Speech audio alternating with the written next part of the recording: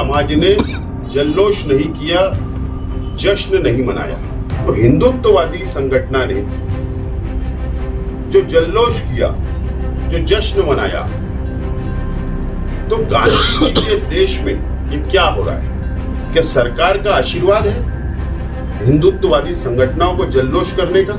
लोग मारे गए थे, जो लोग शहीद हुए थे उनके फोटो के साथ, और हम पूछेंगे उनके फोटो के साथ। एडिशनल कलेक्टर से पूछने का मतलब है कि सरकार से पूछेंगे उस दिन कि क्या ये लोग जो शहीद हुए बम ब्लास्ट में, इनको मारने वाले लोगों को आप सजा नहीं दिलवाएंगे क्या? या फिर हमको ये बता दो कि पूना या इंदौर से बम अपने आप चल के आया था क्या? साध्वी प्रज्ञा सिंह ठाकुर की जो गाड़ी है वो अपने आप सेल्फ ड्राइविंग होके भिक्खू चौक तक पहुंच गई थी क्या? कोई ना कोई तो था जो बम प्लान किया। आज अब्दुल्ला नगर बड़ी मालेगांव हाई स्कूल के पास एहतशाम बेकरी वाले, उनकी ऑफिस का इफ्तिताह अमल में आया है। एहतशाम बेकरी वालों ने बम्बई के सलीम सारंग साहब की अपनी एक तंजीम है, मुस्लिम वेलफेयर एसोसिएशन। इनकी कोशिश ये है कि महाराष्ट्र भर में मुस्लिम नौजवान, ख़ास तौर पर तालीम याफ्ता नौजवान जो बेरोज़गार हैं, उसी को लेकर के जद्दोजहद और कोशिश करते हैं। सियासी पार्टी की सरपरस्ती और ताल्लुक़ के बगैर इस तरह की कोई भी तंजीम चलती नहीं। सलीम सारंग साहब जो है एक मुतहर्रिक और फ़ाल शख्स हैं और मुस्लिम मसाइल को लेकर के काफ़ी तगोदाव करते रहते हैं। सियासी पार्टियों से भी इनके अच्छे ताल्लुकात हैं, ख़ास तौर पर एनसीपी से इनके करीबी ताल्लुकात हैं। आज इस वक्त सरकार मिली जुली सरकार है और जिसमें सलीम सारंग साहब जिस पार्टी से ताल्लुक़ रखते हैं एनसीपी, वो भी सरकार में शामिल है। तो मालेगांव के अंदर एहतशाम बेकरी वाला को मुस्लिम वेलफेयर एसोसिएशन को जिम्मेदारी दी गई है और उन्होंने अपनी इस ऑफिस का इफ्तिताह किया है। मैं अपनी तरफ से मौलाना सिराज अहमद साहब और दीगर रफ़क़ा अहलिया ने शहर की तरफ से एहतशाम बेकरी वाले को मुबारकबाद देता हूँ कि उन्होंने मालेगांव की मुस्लिम वेलफेयर सोसाइटी की ज़िम्मेदारी ले करके मालेगांव के बेरोज़गार मुस्लिम नौजवानों के लिए, इसी तरह मालेगांव मुस्लिम बहुल इलाका है, मुसलमानों के मसाइल के हल के लिए सलीम सारंग साहब के साथ जुड़े हैं। उम्मीद है कि इंशाअल्लाह मसाइल हल होंगे और मालेगांव वालों को न्याय और इंसाफ मिलेगा। बिस्मिल्लाहिर्रहमानिर्रहीम।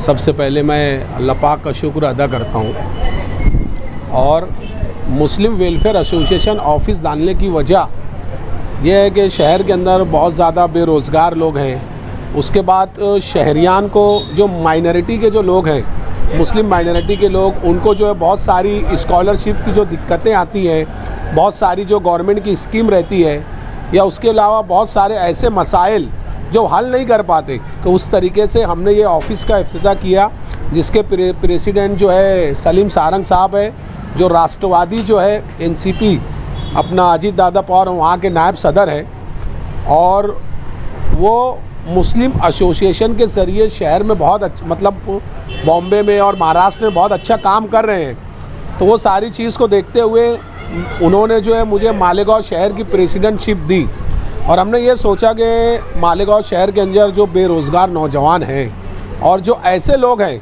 जो कामयाब होना चाहते हैं, एक अच्छा प्लेटफॉर्म बनाना चाहते हैं, तो वो बराह रास्त तो जो है इस ऑफ़िस पे आकर हमसे मुलाकात कर सकते हैं। क्योंकि मालेगांव शहर के अंदर इस तंजीम है, ये कोई पार्टी नहीं है, ये एक तंजीम है जिसके ज़रिए हम बहुत सारे ऐसे काम कर सकते हैं जो शहर की सियासी पार्टियां जो है वो मालेगांव शहर में नहीं कर पा रही हैं। तो हम चाहते हैं कि ऐसे प्लेटफॉर्म और ऐसी सारी चीज़ें शहर के अंदर जो है लोगों का फ़ायदा हो।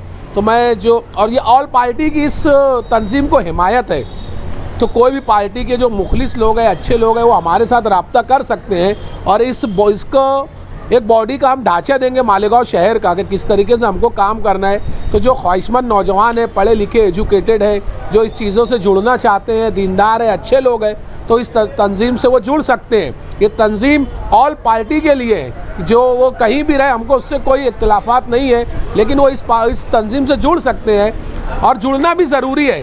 कि आज देखिए कि मुसलमानों की हालत जिस तरीके से आज जो कल कि रोज़ जो सुप्रीम कोर्ट अपना जो कोर्ट का जो आदेश आया, ये हमारे लिए बड़ी शर्मनाक की बात है कि ऐसा माहौल मैंने जो है पहली बार ये देखा कि 17 साल तक केस चलने के बावजूद भी जो है आज मालेगांव शहर के मुसलमानों को इंसाफ नहीं मिला। इसकी क्या वजह है? तो मैं मालेगांव शहरियान के ऐसे नौजवानों से कहता हूँ कि हमको एक अच्छा प्लेटफॉर्म करके हम जिस पे जुल्म हो रहा है, चाहे वो कोई भी समाज के लोग हो, हिंदू हो, मुस्लिम हो, सिख, ईसाई हो, अगर किसी पे जुल्म होता है तो हम उनके लिए लड़ सके, ऐसी हमारी कोशिश है। तो बराए मेहरबानी ये एक सेकुलर जो है तंजीम है, इसके साथ जो है शहरियान जुड़े और इसके लिए हम बहुत सारे प्लेटफॉर्म इंशाल्लाह आगे भी शहरियान में बहुत सारे बजट और बहुत सारे फंड और बहुत सारे काम इस तंजीम से इंशाल्लाह करेंगे।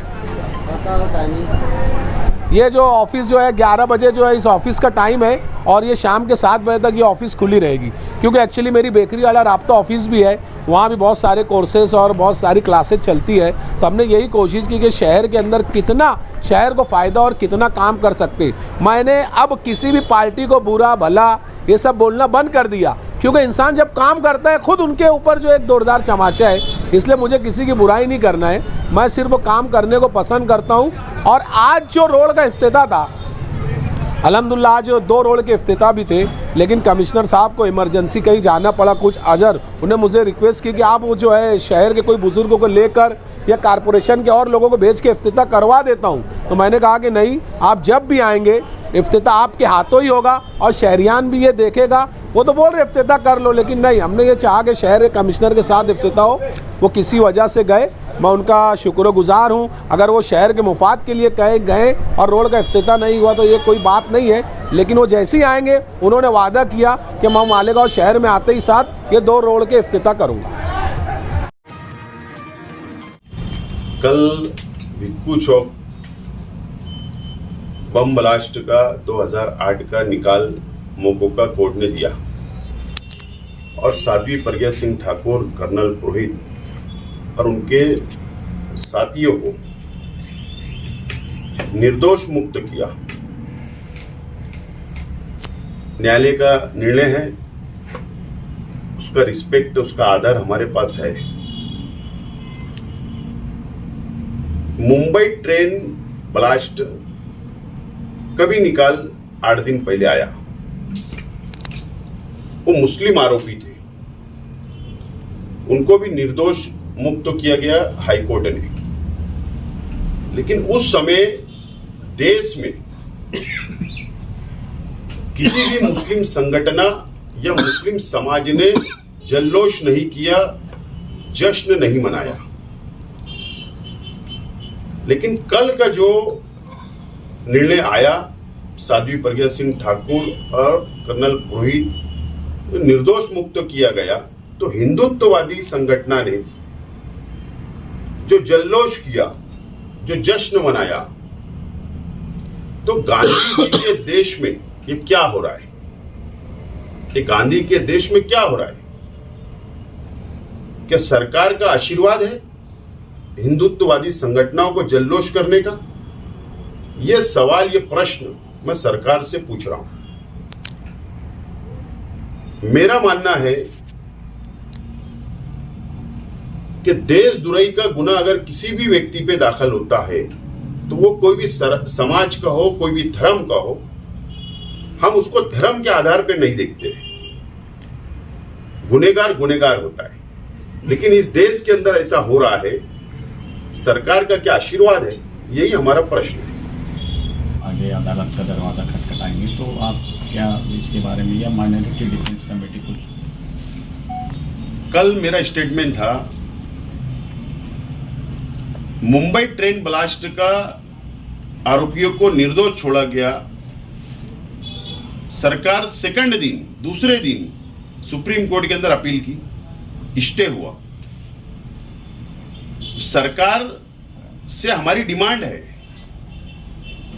कि सरकार, जो कल का निर्णय आया साध्वी प्रज्ञा सिंह ठाकुर का, तो सरकार ने मुंबई हाई कोर्ट के अंदर इमीडिएट अपील में जाना चाहिए, एनआईए ने अपील में जाना चाहिए।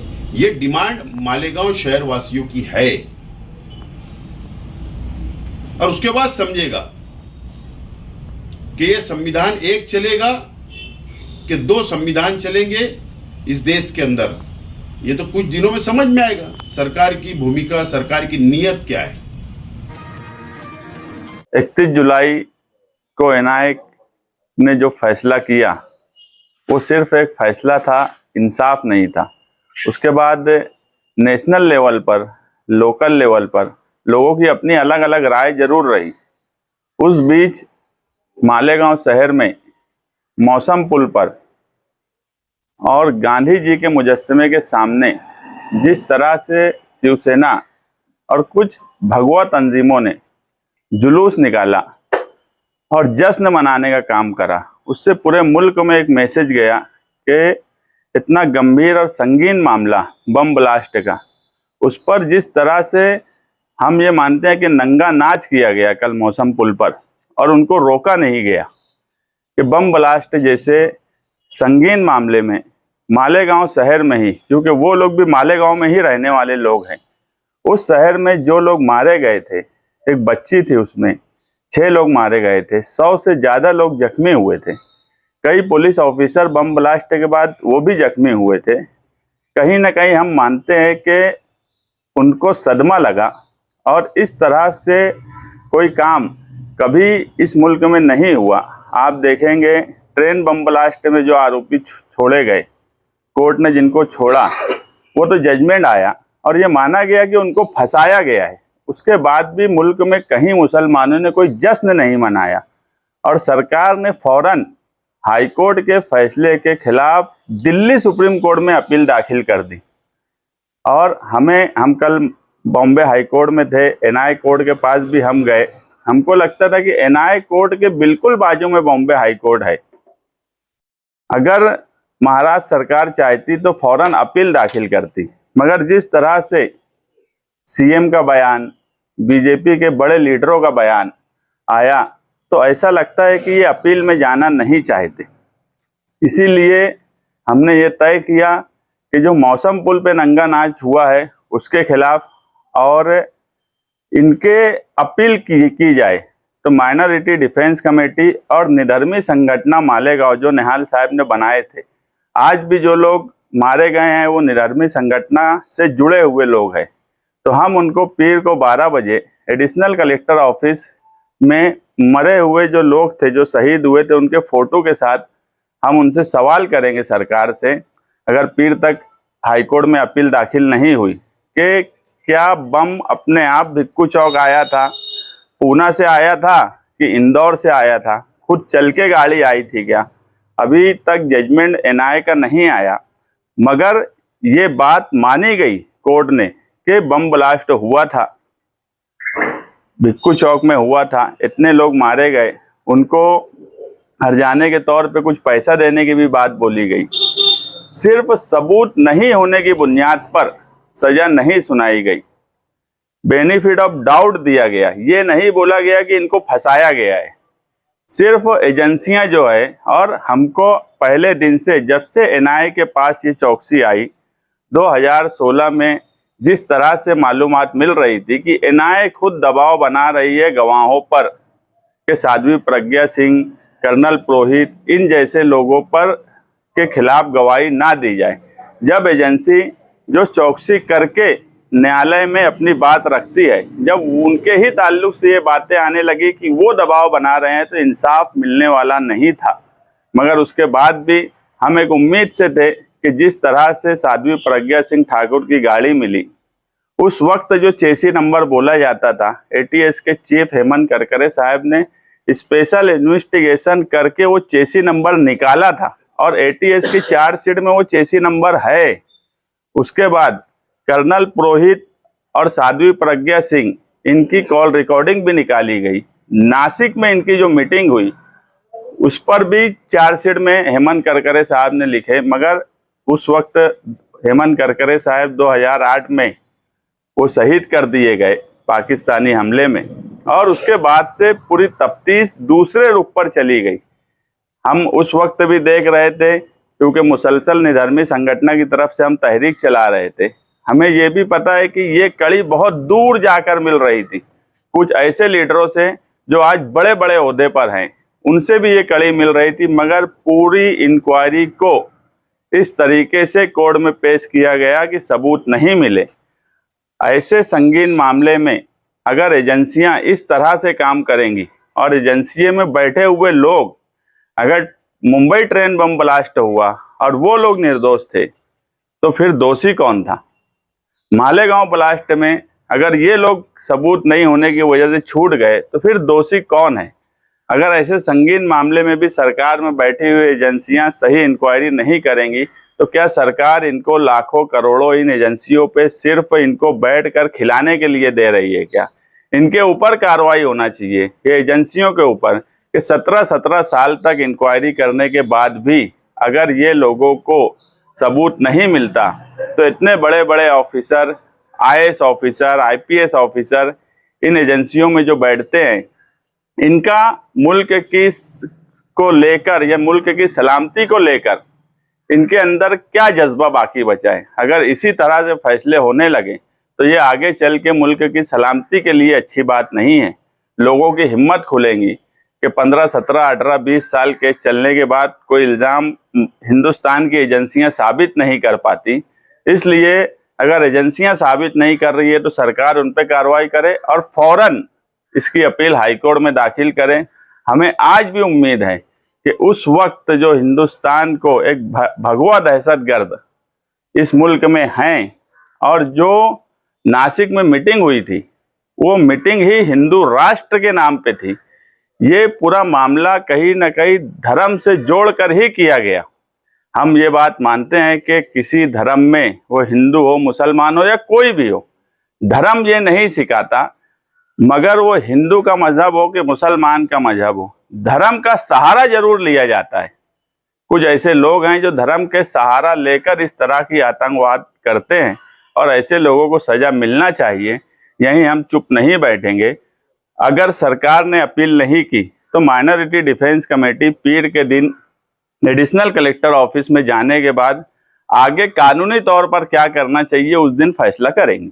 कल इस तरफ जिस तरीके से जश्न मनाया जा रहा था फैसला आने के बाद, और मालेगांव के अंदर आज पूरे शहर में जगह जगह पर पुलिस बंदोबस्त किया गया, इसको किस तरह से? देखिए, मालेगांव शहर के लोगों ने कल और आज जुमा होने के बाद भी, खास तौर से मुस्लिम हिस्से के लोगों ने सब्र का मुजाहिरा किया और फैसले को कबूल नहीं किया मगर सब्र किया।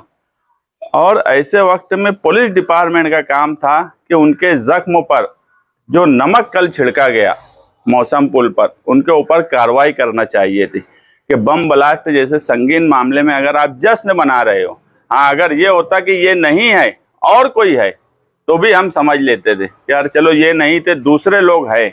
जब कोई नहीं मिला तो मालेगांव में ही रहने वाले जो लोग हैं, क्या वो 11 साल की लड़की फरहीन, उनसे शिवसेना और हिंदू तंजीमों को कोई हमदर्दी नहीं है क्या? वो बच्ची इंसान नहीं थी क्या? जो लोग मारे गए वो इंसान नहीं थे क्या? उनसे कोई हमदर्दी नहीं थी क्या? होना तो ये चाहिए था कि उस हिस्से के लोगों को भी उनके गम में बराबर शरीक रहना चाहिए था, जो कि हमने नहीं देखा।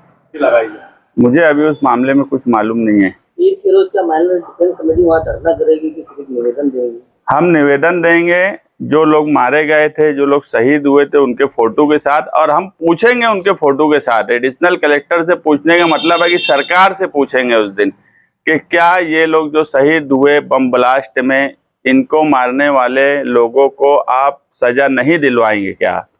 या फिर हमको ये बता दो कि पूना या इंदौर से बम अपने आप चल के आया था क्या? साध्वी प्रज्ञा सिंह ठाकुर की जो गाड़ी है वो अपने आप सेल्फ ड्राइविंग होके भिक्खू चौक तक पहुंच गई थी क्या? कोई ना कोई तो था जो बम प्लान किया, कोई ना कोई तो था जो उसकी साजिश में था, कोई ना कोई तो था जो मीटिंगें कर रहा था। कुछ ना कुछ तो मामला एक कॉन्स्पिरेसी के तहत, साजिश के तहत पूना से नासिक, नासिक से इंदौर, ये सारी कड़ी जुड़ी हुई है। ATS की चार्जशीट है, अगर NIA आज सही रुख पर नहीं है तो उस ATS की चार्जशीट को अपील के साथ दाखिल किया जाए। यही हमारी उनसे निवेदन रहे।